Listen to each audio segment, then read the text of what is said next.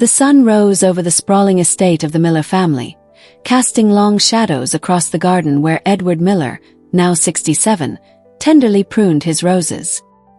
His once steady hands, aged by time and loss, moved gently, each snip echoing the weight of decades filled with grief. Catherine's death had left a void in his life, but nothing hurt more than the disappearance of his son, Michael, 26 years ago. The garden had been his refuge ever since. As Edward worked in solitude, his mind wandered to the past, to a time when his son would have enjoyed the beauty of the blooms. Yet, in the quiet corners of the estate, secrets were brewing, ones that would soon change everything. Jessica Harper, once the trusted nurse and housekeeper who had devoted her life to the Millers, stood in the kitchen, watching. She had managed Highland Estate for years with an iron grip, and her disapproving gaze lingered on Edward.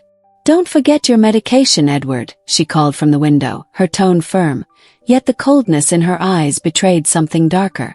As the morning unfolded, the arrival of Nicole Miller, Edward's niece, and her frail mother, Amanda, set the stage for a revelation that would rock the family to its core. Jessica's sharp eyes assessed Nicole, and something about the young woman sparked a long-buried recognition. It was clear that Jessica had her suspicions, but there was no time to waste. Nicole had come for answers. Answers about her uncle's health, about her mother's deteriorating condition, and about a family history filled with unanswered questions. Soon, Nicole would uncover the truth. A truth that connected the mysterious disappearance of her cousin Michael, a pendant that once belonged to him, and a dangerous plot to seize control of everything the Millers held dear. Welcome to Acts of Kindness Stories, where family ties, deep secrets, and unexpected alliances reveal the power of justice and redemption. Stay tuned as this gripping tale unfolds, leaving you questioning just how far people will go to protect their legacies. The morning at Highland Estate was serene, with the sun casting long shadows over the garden where Edward Miller, at 67 years old, carefully tended to the roses his late wife Catherine had loved so much. His hands, though no longer as steady as they once were, moved with the familiar care of someone who had spent his entire life nurturing the land around him. The roses were particularly strong that season, their crimson blooms standing as a testament to both the passing of time and the enduring legacy of a family that had long since lost its way. As Edward touched the delicate petals of the bourbon roses, his thoughts drifted to his son, Michael, whose absence had haunted him for 26 years. Michael would have adored the garden, just as his mother had. The thought of the boy who had once run through these halls, laughing and full of life, was like a silent cry in his heart. He often found solace among the roses, allowing the simple act of gardening to ease the sharp edges of his grief. It was in moments like these, standing alone in the garden, that Edward felt closest to Michael, even though the boy had disappeared without a trace all those years ago. But today something was different. A feeling stirred in him as he noticed a figure approaching from the garden's edge. Cody, the young gardener who had worked on the estate for the past 8 months. There was something about the boy that was unsettling, something Edward couldn't quite place. Cody had a quiet reverence for the land, but there was a familiarity in his eyes that made Edward pause. "Good morning, Mr. Miller," Cody greeted with a respectful nod as he emerged from the gardener's cottage, tools in hand. His voice was steady, though Edward sensed an underlying tension, something unspoken. "Morning, boy," Edward replied, keeping his gaze on the garden. "The east section needs attention. Betty always said those roses were the thirstiest." At the mention of Betty, the older gardener who had passed away months ago, a shadow crossed Cody's face. He didn't respond immediately, his expression becoming guarded. Edward noticed this change but didn't comment further, as he had grown accustomed to the oddities that came with grief and loss.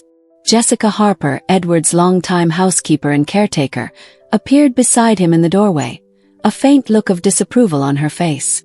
She had been by his side for years, managing the estate and taking care of him in his old age.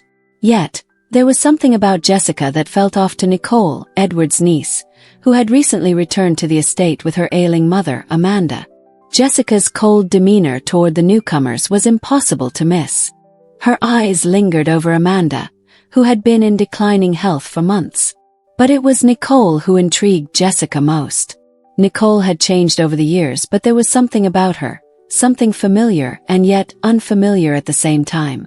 She had come back to the estate with one clear goal: to uncover the truth about her family's dark past. As the days passed, the tension between the estate's residents grew. Nicole couldn't ignore the strange occurrences happening around her: missing heirlooms, odd behaviors from Jessica, and the unsettling sense that something far more sinister lurked behind the estate's polished facade. It didn't take long for her to start piecing things together. Her mother's health was deteriorating in a way that seemed eerily similar to Catherine's. Her aunt, who had fallen ill shortly before Michael's disappearance. Nicole's instincts told her that something was very wrong, and she wasn't about to sit back and let it go unanswered. One evening, after deciphering a mysterious journal her mother had passed to her, Nicole realized the truth. Catherine had been suspicious of Jessica for years. The diary revealed that Jessica had been tampering with Catherine's medication, slowly poisoning her. At first, Catherine had dismissed her suspicions, chalking up her symptoms to stress. But as the entries grew more frantic, it became clear that Jessica's involvement in the family's tragedies was not only plausible but undeniable. Nicole, shaken but determined, knew she had to confront Jessica. But the more she uncovered, the more dangerous it became. The estate was no longer just a home, it was a battleground, with Jessica playing a dangerous game of control. And with every new discovery, Nicole's grip on the situation tightened. She wasn't about to let Jessica's reign of terror continue any longer. Meanwhile, Cody, who had been working on the estate under the guise of a simple gardener, was uncovering his own dark truth.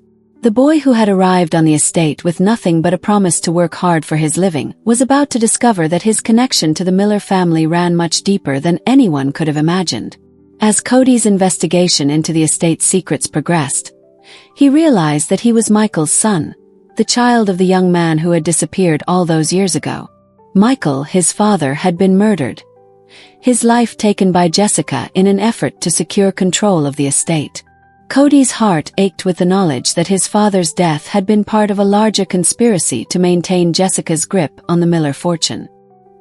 He had been searching for answers his entire life, and now, standing in front of Michael's room, he finally understood the truth. But Jessica had been covering her tracks for years, hiding evidence, manipulating those around her, and ensuring that no one would ever uncover the truth. It was only through a series of carefully laid plans, decades of secret investigation, and the quiet dedication of a gardener that the truth would finally come to light. When Nicole and Cody discovered the hidden diary and the truth about Jessica's manipulation, it was like opening a door to a long-forgotten chapter in the family's history. Jessica's web of lies and deceit had ensnared everyone, including Edward, who had trusted her completely. It was only now, with the weight of the evidence before him, that he could begin to see the truth. His son had never abandoned him. He had been murdered in cold blood, a casualty of Jessica's obsession with control. The confrontation between Jessica and Nicole was inevitable. Jessica had always thought she was invincible. Her years of controlling the estate, her calculated manipulation of Edward, and her ability to keep everyone in line had made her believe she could never be touched. But Nicole wasn't about to let her family's legacy be stolen any longer. With Cody's help, Nicole exposed Jessica for the murderer she was, revealing her role in Michael's death and the poison she had used to slowly dismantle the Miller family. It was in the dimly lit study of Highland Estate that the final confrontation took place. Edward, now fully aware of the depth of Jessica's treachery, stood with the strength of a man who had reclaimed his purpose. He confronted Jessica with the weight of the years she had stolen from him and his family. In a moment of unexpected clarity, Edward realized that Jessica had been poisoning him too, using the same neurotoxin to keep him weak, dependent on her, and under her control. The sheriff arrived just in time to arrest Jessica, but the real victory was in Edward's realization that his family was finally free. Michael's remains were found, buried where he had been left to rot all those years ago, and with his discovery came the truth. Jessica's plans had been foiled. Cody, now known as Michael's son, had finally found his place in the family. And with the truth revealed, the estate would be restored to its rightful heirs. Edward, his heart heavy with the weight of everything lost, looked out over the rose garden, where Cody had been carefully tending to the roses. In a way, the roses symbolized the new beginning for the Miller family. The estate had been reclaimed, and though the scars of the past would never fully heal, there was hope for the future. Nicole, standing by her mother's side as she recovered, knew that the journey had only just begun. They had uncovered the truth, but the healing would take time. As the family came together, they found peace in the knowledge that justice had been served. Cody, now the rightful heir to the Miller legacy, stood tall among the roses, knowing that the estate was finally in good hands. The shadows of the past had been cast aside, and in their place, a new era of unity, truth, and healing had begun. As the sun began to set over Highland Estate, the air was thick with a sense of relief that had long been overdue. The years of lies, betrayal, and darkness were finally coming to an end. The once ominous estate now felt like a place of healing, a sanctuary for those who had survived the storm. Edward, now standing beside Cody in the rose garden, could finally begin to see the family legacy restored. The weight of the past was lifting, replaced by a newfound hope for the future. The roses, those vibrant symbols of resilience, seemed to bloom even brighter, reflecting the new life growing within the family. The Miller estate had been through so much loss, heartache, and deception, but it had not broken. Like the roses they had nurtured, the family was stronger for it. Edward, Cody, and Nicole were no longer strangers, but family, bound not just by blood, but by the shared experience of uncovering the truth and reclaiming their place in the world.